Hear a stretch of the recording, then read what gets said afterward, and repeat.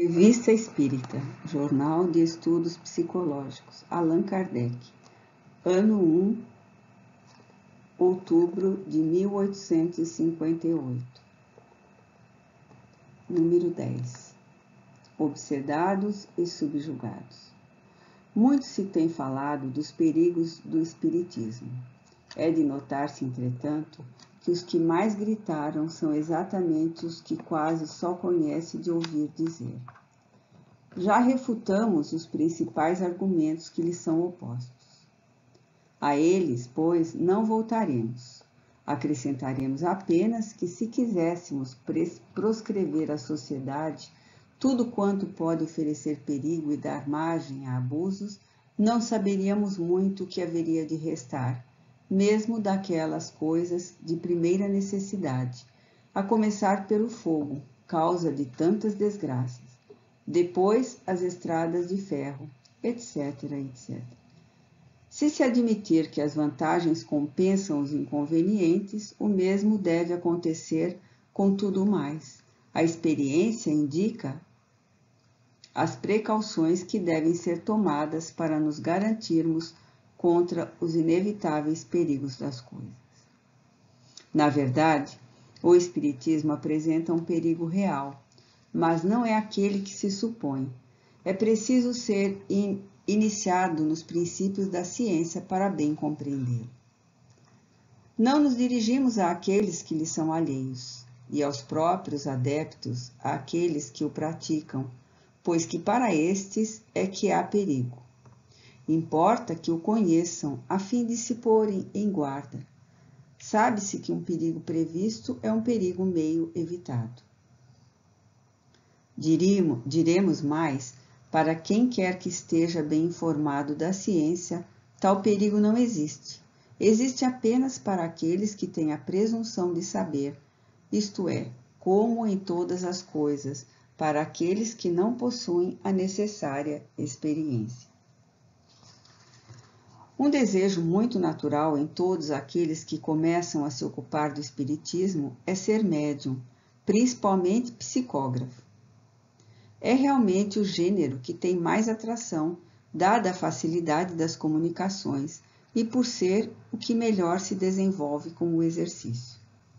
Compreende-se a satisfação que deve experimentar quem pela primeira vez vê a própria mão formar letras, depois palavras, depois frases em respostas aos seus pensamentos.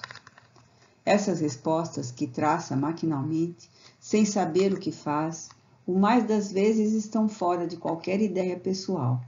Não lhe podem deixar nenhuma dúvida quanto à intervenção de uma inteligência oculta. Assim, grande é a sua alegria de poder entreter-se com os seres de além-túmulo, com esses seres misteriosos e invisíveis que povoam os espaços. Parentes e amigos já não mais se encontram ausentes. Se não os vê com os olhos, nem por isso deixam de ali estar. Conversam com ele e ele os vê por pensamento. Pode saber se são felizes, conhecer aquilo que fazem, o que desejam e trocar amabilidades. Compreende que entre eles a separação não é eterna e faz votos para apressar o instante em que poderiam reunir-se no mundo melhor. E não é tudo. Quanto não pode saber através dos espíritos que com eles se comunicam? Não irão eles levantar o véu de todas as coisas? Agora, já não há mais mistérios, não tem mais do que interrogar para tudo ficar sabendo. Já vê à sua frente a antiguidade sacudir a poeira do tempo, escavar as ruínas, interpretar as escrituras simbólicas e fazer reviver aos seus olhos os séculos passados. Outro, mais prosaico e pouco preocupado em sondar o infinito, onde se perde o pensamento, cuida apenas de explorar os espíritos em benefício de sua fortuna.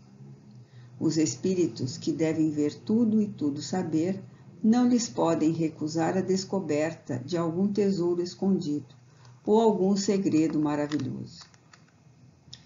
Quem quer que se dê ao trabalho de estudar a ciência espírita jamais se deixará seduzir por esses belos sonhos.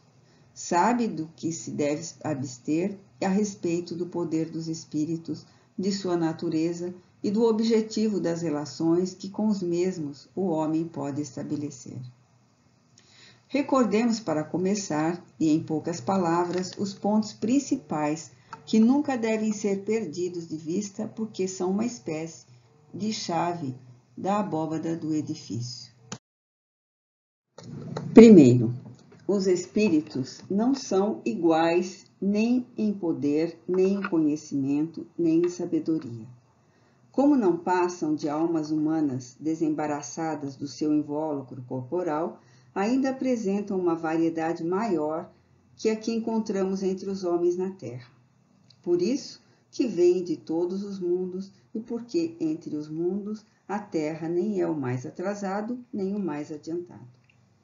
Há, pois, espíritos muito superiores, como há muitos inferiores, muitos bons e muito maus, muitos sábios e muito ignorantes. Há os levianos, malévolos, mentirosos, astutos, hipócritas, facetos, espirituosos, trocistas, etc.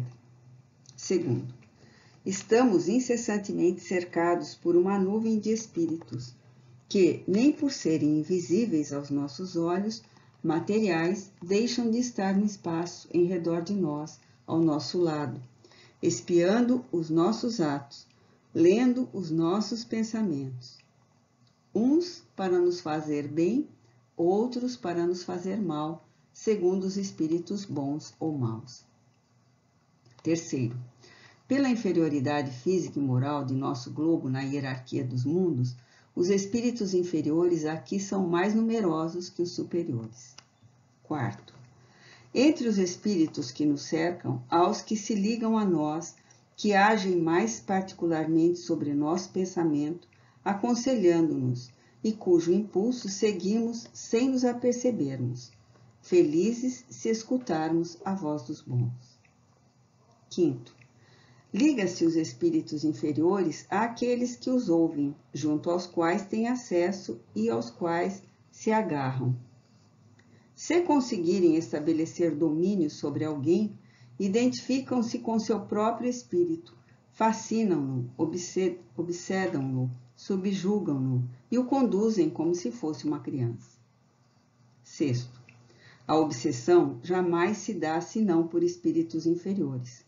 Os bons espíritos não produzem nenhum constrangimento, aconselham, combatem a influência dos maus e afastam-se, desde que não sejam ouvidos. Sétimo, o grau de constrangimento e a natureza dos efeitos que produz marcam a diferença entre a obsessão, a subjugação e a fascinação. A obsessão é a ação quase que permanente de um espírito estranho, que leva a pessoa a ser solicitada por uma necessidade incessante de agir desta ou daquela maneira, e de fazer isto ou aquilo. A subjugação é uma ligação moral que paralisa a vontade de quem a sofre, impelindo a pessoa às mais desarrazoadas ações e, por vezes, às mais contrárias ao seu próprio interesse. A fascinação é uma espécie de ilusão produzida, ora pela ação direta de um espírito estranho, ora por seus raciocínios capciosos, e esta ilusão produz um logro sobre as coisas morais, falseia o julgamento e leva a tomar-se o mal pelo bem. Oitavo, por sua vontade, pode sempre o homem sacudir o jugo dos espíritos imperfeitos, porque em virtude de seu livre-arbítrio há escolha entre o bem e o mal. Se o constrangimento chegou a ponto de paralisar a vontade, e se a fascinação é tão grande que oblitera a razão, então a vontade de uma terceira pessoa pode substituí-la.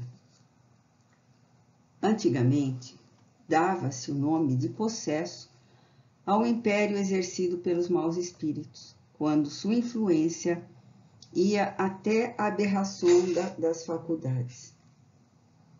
Mas a ignorância e os preconceitos, muitas vezes, tomaram como possessão aquilo que não passava de um estado patológico. Para nós, a possessão seria sinônimo de subjugação. Não adaptamos esse termo por 2 motivos.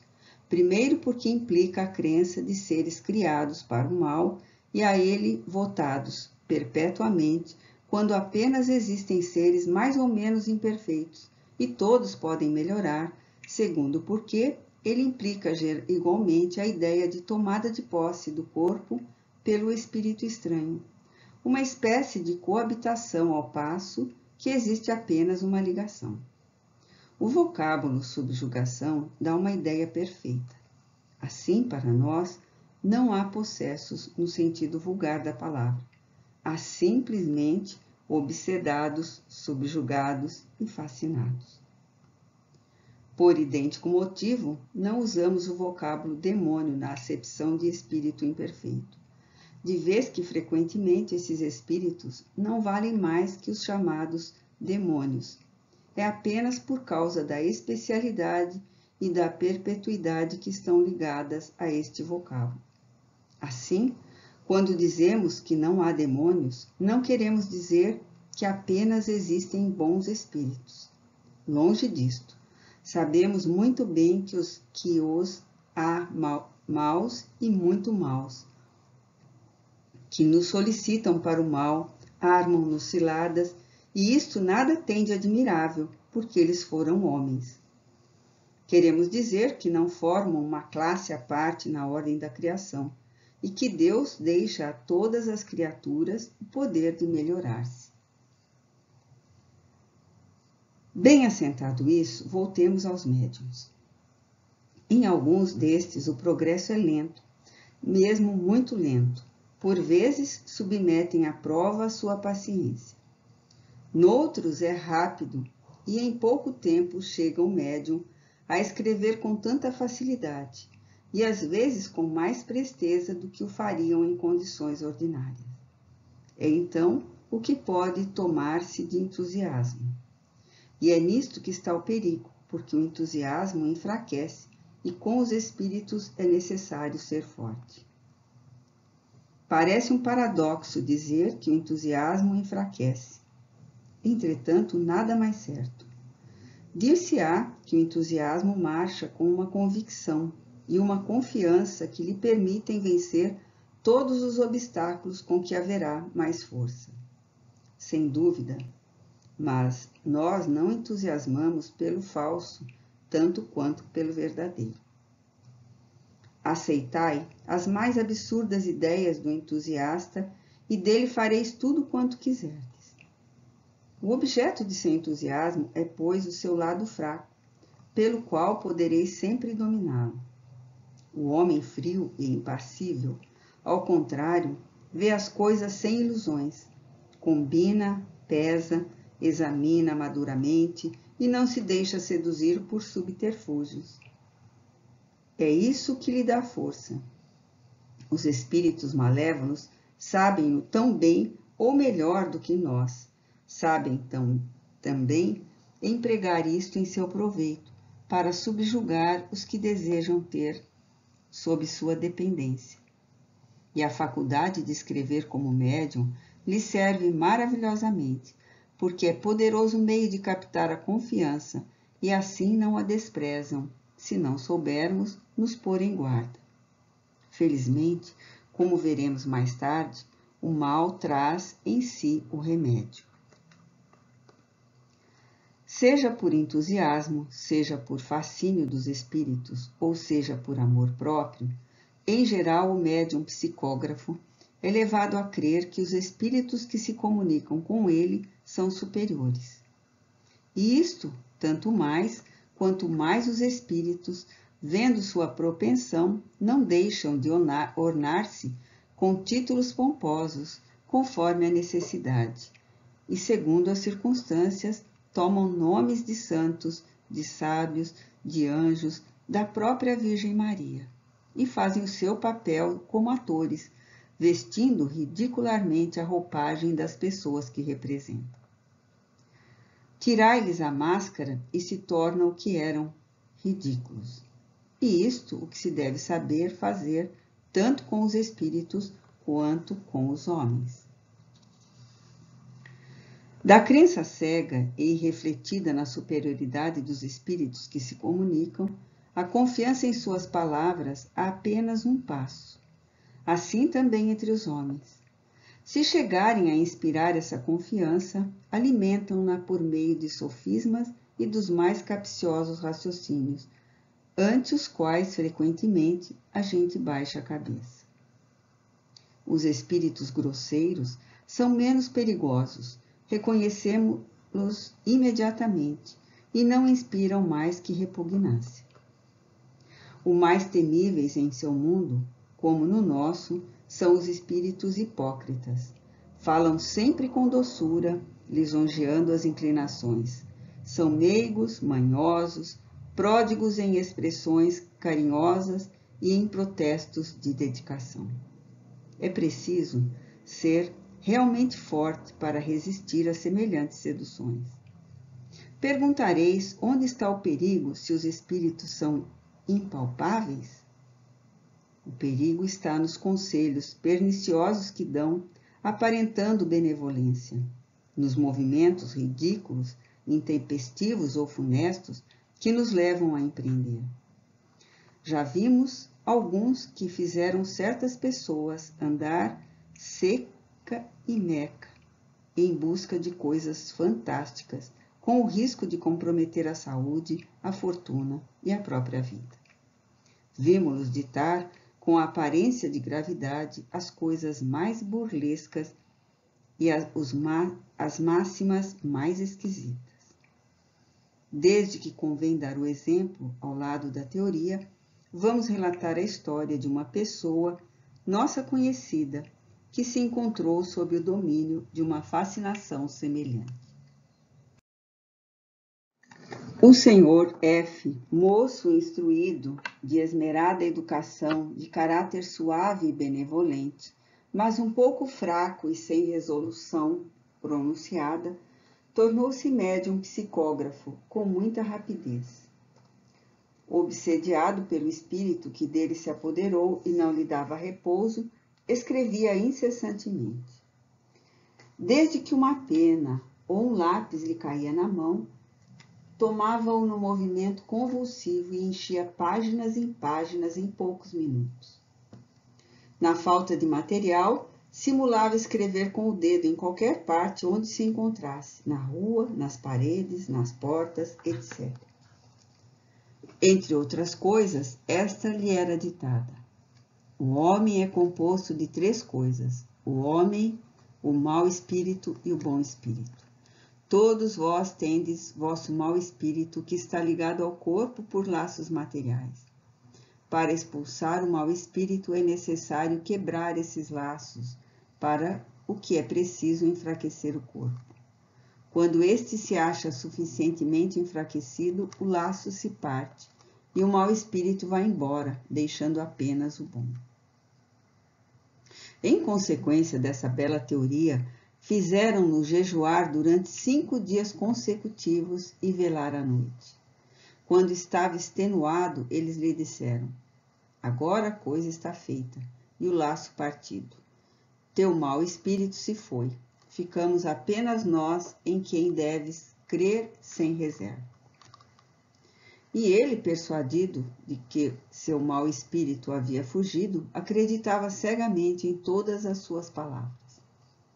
A subjugação havia chegado a um ponto que lhe tivessem dito para tirar-se à água ou partir para os antípodas, ele o teria feito. Quando queriam obrigá-lo a fazer qualquer coisa que lhe repugnava, era arrastado por uma força invisível. Damos um exemplo de sua moral, por onde o resto poderá ser julgado. Para ter melhores comunicações, é necessário primeiro orar e jejuar durante vários dias, uns mais, outros menos. O jejum enfraquece os laços que existem entre o ego e um demônio particular ligado a cada ser humano. Este demônio está ligado a cada pessoa pelo invólucro que une o corpo e alma. Este invólucro se enfraquece pela falta de alimento e permite que os espíritos arranquem aquele demônio. Então Jesus desce ao coração da pessoa possessa em lugar do mau espírito. Esse estado de possuir Jesus em si é o único meio de atingir a verdade e muitas outras coisas. Quando a criatura conseguiu substituir o demônio por Jesus, ainda não possui a verdade. Para tê-la é necessário crer. Deus não dá a verdade aos que duvidam. Seria fazer algo de inútil e Deus não faz em vão. Como a maioria dos médiuns novos duvidam do que dizem e escrevem, os bons espíritos, pesar seu por ordem final de Deus, são obrigados a mentir e não tem outro jeito senão mentir até que o médium fique convencido. Mas assim que ele acredita numa dessas mentiras, os espíritos elevados se apressam em lhe desvelar o segredo do céu.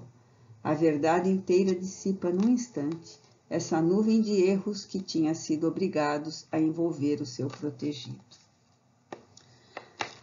Chegado a esse ponto, nada mais tem o médium a temer. Os bons espíritos jamais o deixarão. Contudo, não deve crer que tenha sempre a verdade e só a verdade. Seja para experimentar, seja para o punir de faltas passadas, seja ainda para castigar por perguntas egoísticas ou curiosas, os bons espíritos lhe infligem correções físicas e morais, vindo atormentá-lo por ordem de Deus. Por vezes, esses espíritos elevados se lastimam da triste missão que desempenham. Um pai persegue o filho durante semanas inteiras, um amigo ou seu amigo, tudo para a grande felicidade do médium. Então, os espíritos nobres dizem tolices, blasfêmias e até torpezas. É necessário que o médium resista e diga: vós me tentais, eis que estou entre mãos caridosas de espíritos ternos e afetuosos, que os maus já não podem aproximar-se de mim. Boas almas que me atormentais, não me impedireis de crer naquilo que me disseste e que me haveis de dizer. Os católicos expelem mais facilmente os demônios, porque este afastou-se um instante no dia do batismo. Os católicos são julgados pelo Cristo e os outros por Deus. É melhor ser julgado pelo Cristo. Os protestantes não têm razão em não admitir isso assim. É necessário que se tornes católico quanto antes. E enquanto não fizeres isto, vai tomar água benta, será o teu batismo. Mais tarde, um moço curado da obsessão de que era vítima, por meios que relataremos, nós lhe havíamos pedido que nos escrevesse essa história, fornecendo-nos também o texto dos preceitos que lhe haviam sido ditados. Transcrevemo-nos. Inscreveu sobre a cópia que nos enviou. Perguntou-me a mim mesmo se não ofendo a Deus transcrevendo semelhantes tolices. A isto nós lhe respondemos: não. O Senhor não ofende a Deus, longe disso, desde que agora reconhece a cilada em que caiu. Se lhe pediu uma cópia dessas máximas perversas, foi para marcá-las como elas merecem desmascarar os espíritos hipócritas e pôr em guarda quem quer que receba coisa semelhante. Um dia fá-lo-ão escrever: morrerás esta noite. E ele responderá: sinto-me muito aborrecido neste mundo. Morramos, se assim deve ser.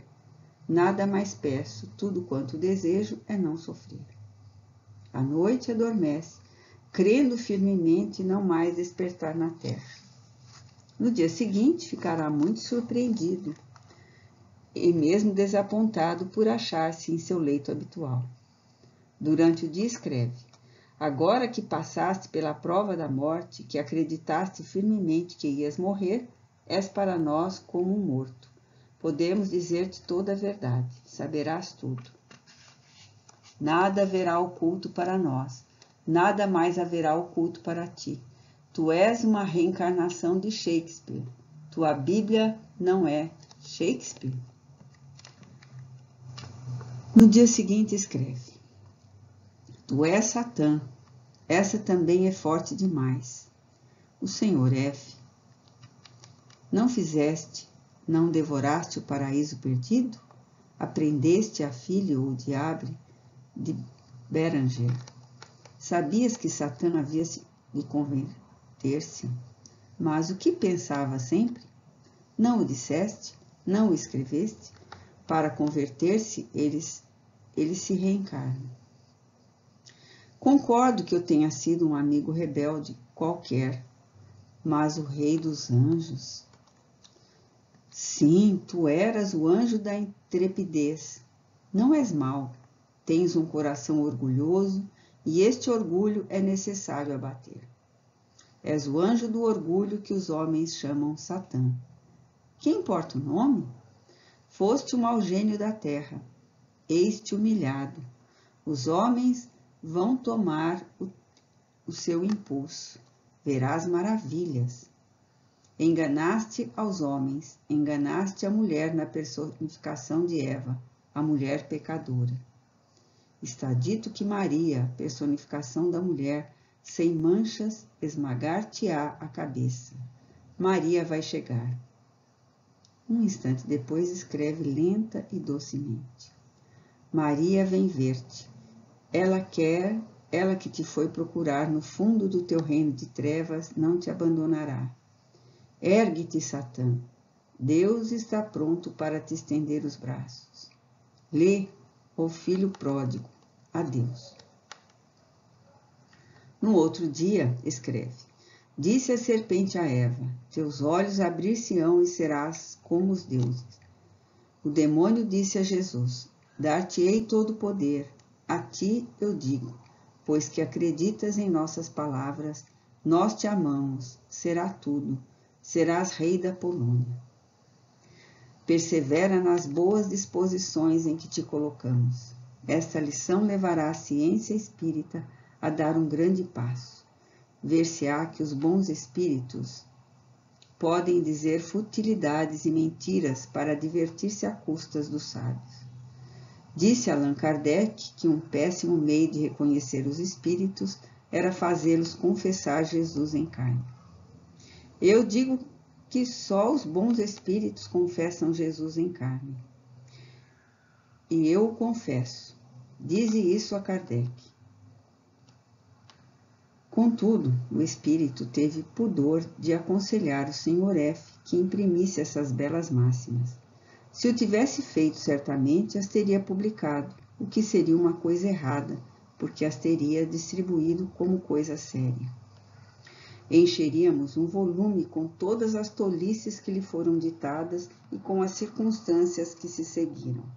Entre outras coisas, fizeram-no desenhar um edifício de tais dimensões que as folhas de papel coladas umas às outras chegavam à altura de 2 andares. Observe-se que em tudo isto nada há de grosseiro ou de banal. É uma série de raciocínios sofísticos, encadeando-se com aparência de lógica. Nos meios empregados para o embair, há realmente uma arte infernal, e se nos tivéssemos sido possível relatar todas essas manifestações, ver-se-ia até que ponto era levada a astúcia e com que habilidade para isso eram empregadas palavras melífluas. O espírito que representava o papel principal neste negócio dava o nome de François Delors, quando não se cobria com a máscara de um nome respeitável. Mais tarde, viemos a saber o que esse tal Delors tinha sido em vida. Assim, nada havia que admirar em sua linguagem. Mas no meio de todo esse aranzel, era difícil reconhecer um bom espírito que lutava, fazendo de quando em quando ouvir algumas boas palavras de desmentido dos absurdos do outro. Havia um combate, mas evidentemente a luta era desigual. O moço se achava de tal modo subjugado que sobre ele a voz da razão era impotente. Notadamente, o espírito de seu pai lhe fez escrever as seguintes palavras: Sim, meu filho, coragem. Sofres uma rude prova que será para o seu bem no futuro. Infelizmente, no momento, Nada posso fazer para te libertar. E isto muito me custa. Vai ver Allan Kardec, escuta-o e ele te salvará. Efetivamente, o Sr. F. veio procurar-me, e para começar reconheci sem dificuldades a influência perniciosa sob que se achava, quer nas palavras, quer por certos sinais materiais que a experiência dá a conhecer e que não nos podem enganar. Voltou várias vezes. Empreguei toda a minha força de vontade para chamar os bons espíritos por seu intermédio, toda a minha retórica para lhe provar que era vítima de espíritos detestáveis, que aquilo que escrevia não tinha senso, além de ser profundamente imoral. Para essa obra de caridade, juntei-me a um colega, o Sr. M.T., e pouco a pouco conseguimos que escrevesse coisas sensatas. Tomou aversão àquele mau gênio, repelindo-o por vontade própria cada vez que tentava manifestar-se, e lentamente os bons espíritos triunfaram. Para modificar suas ideias, seguiu o conselho dos espíritos de entregar-se a um trabalho rude que não lhe deixasse tempo para ouvir as sugestões más. O próprio Dilois acabou confessando-se vencido e exprimindo o desejo de progredir em nova existência. Confessou o mal que tinha tentado fazer e deu provas de arrependimento. A luta foi longa e penosa e ofereceu ao observador particularidades realmente curiosas. Hoje o Sr. F. sente-se livre e feliz, e como se tivesse deposto um fardo. Recuperou a alegria e agradece-nos o serviço que lhe prestamos. Algumas pessoas deploram que haja espíritos maus. Realmente, não é sem um certo desencanto que encontramos a perversidade neste mundo, onde gostaríamos de encontrar apenas seres perfeitos. Desde que assim é, não podemos fazer. É preciso tomar as coisas como elas são. É a nossa própria inferioridade que faz com que pululem ao redor de nós os espíritos imperfeitos. As coisas mudarão quando nós tornarmos melhores, como acontece nos mundos mais adiantados. Enquanto esperamos, e desde que nos achamos ainda nos subterrâneos do universo moral, somos advertidos. Cabe, então, pormos-nos em guarda e não aceitar sem controle tudo quanto nos dizem. À medida que nos esclarece, a experiência deve tornar-nos circunspectos. Ver e compreender o mal é um meio de nos preservarmos contra ele. Não seria 100 vezes mais perigoso ter ilusões quanto à natureza dos seres invisíveis que nos rodeiam? O mesmo se dá entre os homens, pois diariamente nos achamos expostos à malevolência e às sugestões pérfidas. São outras tantas provas às quais a nossa consciência e a nossa razão nos oferecem os meios de resistir. Quanto mais difícil foi a luta, maior será o mérito do sucesso. Quem vence sem perigo, triunfa sem glória. Esta história, que infelizmente não é a única de nosso conhecimento, levanta uma questão muito grave. Perguntar-se-á se não é um aborrecimento para esse moço o ter sido médium? Não terá sido tal faculdade a causa da obsessão de que foi vítima? Numa palavra, não será uma prova do perigo das comunicações espíritas? Nossa resposta é fácil e pedimos que a meditem cuidadosamente. Não foram os médiuns que criaram os espíritos. Estes existiam de todos os tempos e de todos os tempos exercem sobre os homens uma influência salutar ou perniciosa. Para isso, pois, não é necessário ser médium. A faculdade medianímica não lhes é mais que um meio de manifestar-se. Em falta dessa faculdade, agem de 1001 outras maneiras. Se esse moço não fosse médium, nem por isso ter-se-ia subtraído à influência desse mau espírito, que, sem dúvida, lhe teria feito praticar extravagâncias, as quais teriam sido atribuídas a qualquer outra causa. Felizmente para ele, a sua faculdade de médium, permitindo que o espírito se comunicasse por palavras, por estas o espírito se traiu. Elas permitiram conhecer a causa do mal, que poderia ter sido consequências funestas, e que, como se viu, nós destruímos por meio muito simples e racionais e sem exorcismos. A faculdade medianímica permitiu ver o inimigo, se assim nos podemos exprimir, face a face, e combatê-lo com as suas próprias armas. Pode-se, pois, dizer com absoluta certeza que foi ela quem o salvou. Quanto a nós, fomos apenas o médico que, tendo julgado a causa do mal, aplicou o remédio. Grave erro seria pensar que os espíritos não exercem sua influência, senão por comunicações verbais ou escritas. Essa influência é constante e a ela, tanto quanto os outros, acham-se expostos aqueles que não acreditam, pois não têm contrapeso. A quantos atos, infelizmente, não somos levados e que teriam sido evitados se tivéssemos tido um meio de nos esclarecermos. Os mais incrédulos não se apercebem de que dizem uma verdade quando, em relação a um homem que se desencaminha, proclamam: é o seu mau gênio que o empurra para a perdição. Regra geral: quem quer que obtenha más comunicações espíritas, orais ou escritas, acha-se sob má influência. Esta se exerce sobre ele, quer escreva, quer não, isto é, seja ou não seja médium. A escrita fornece um meio de nos assegurarmos da natureza dos espíritos que atuam sobre ele e de os combater, o que se faz com tanto maior sucesso quanto mais é conhecido o motivo que o leva a agir. Se ele for bastante cego para não o compreender, outros podem abrir-lhe os olhos.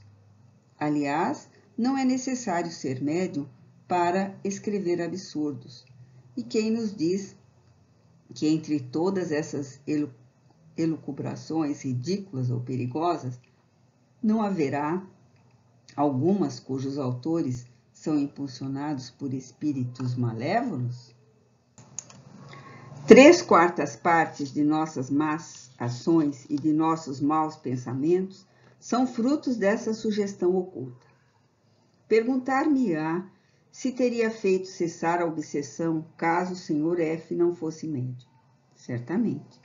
Apenas os meios teriam diferido, conforme as circunstâncias. Mas então, os espíritos não teriam podido encaminhá-lo para nós como o fizeram. E é provável que a causa tivesse sido posta de lado, de vez que não havia manifestação espírita ostensiva. Toda criatura de boa vontade e simpática aos bons espíritos pode sempre, com o auxílio destes, paralisar uma influência perniciosa. Dizemos que deve ser simpática aos bons espíritos, porque se ela atrai os inferiores, é evidente que lobo não come lobo. Em resumo, o perigo não está propriamente no espiritismo, desde que este, ao contrário, pode servir de controle, preservando-nos daquilo a que, malgrado nosso, estamos expostos. O perigo está na propensão de certos médiuns para, muito levianamente, se crerem instrumentos exclusivos de espíritos superiores e na espécie de fascinação que não os deixa compreender as tolices de que são intérpretes. Aqueles mesmos que não são médiuns podem ser arrastados. Terminaremos este capítulo com as seguintes considerações. Primeiro, todo médium deve prevenir-se contra o irresistível empolgamento que o leva a escrever sem cessar e até em momentos inoportunos. Deve ser senhor de si e não escrever senão quando o quer. Segundo, não dominamos os espíritos superiores, nem mesmo aqueles que, não sendo superiores, são bons e benevolentes, mas podemos dominar e domar os espíritos inferiores. Aquele não é senhor de si, não o pode ser dos espíritos. Terceiro, não há outro critério, senão o bom senso para discernir o valor dos espíritos. Qualquer fórmula dada para este fim pelos próprios espíritos é absurda e não pode emanar de espíritos superiores. Quarto, os espíritos, como os homens, são julgados por sua linguagem. Toda expressão, todo pensamento, todo conceito, toda teoria moral ou científica que choque o bom senso ou não, corresponda à ideia que fazemos de um espírito puro e elevado, emana de um espírito mais ou menos inferior. Quinto, os espíritos superiores têm sempre a mesma linguagem com a mesma pessoa e jamais se contradizem. Sexto, os espíritos superiores são sempre bons e benevolentes. Em sua linguagem jamais encontramos acrimônia, arrogância, aspereza, orgulho, basófia ou tola presunção. Falam com simplicidade, aconselham e se retiram quando não são ouvidos. Sétimo, não devemos julgar os espíritos por sua forma material, nem pela correção da linguagem, mas sondar-lhes o íntimo, perscrutar suas palavras, pesá-las friamente, maduramente e sem prevenção. Qualquer fuga ao bom senso, à razão e à sabedoria não pode deixar dúvidas quanto à sua origem, seja qual for o nome com que se mascare o espírito. Oitavo, os espíritos inferiores receiam os que lhes analisam as palavras, desmascaram as torpezas e não se deixam prender por seus sofismas. Às vezes, tentam erguer a cabeça, mas acabam sempre fugindo quando se sentem mais fracos. Nono, aquele que, em tudo age, tendo em vista o bem, eleva-se acima das vaidades humanas. Expele do coração o egoísmo, o orgulho, a inveja, o ciúme e o ódio, e perdoa aos seus inimigos. Pondo em prática esta máxima do Cristo: fazei aos outros o que quereis que se vos faça. Simpatiza com os bons espíritos, enquanto que os maus o temem e deles se afastam. Seguindo estes preceitos, garantimos-nos contra as más comunicações, contra o domínio dos espíritos impuros, e aproveitando tudo quanto nos ensinam os espíritos verdadeiramente superiores, contribuiremos cada um por sua parte para o progresso moral da humanidade.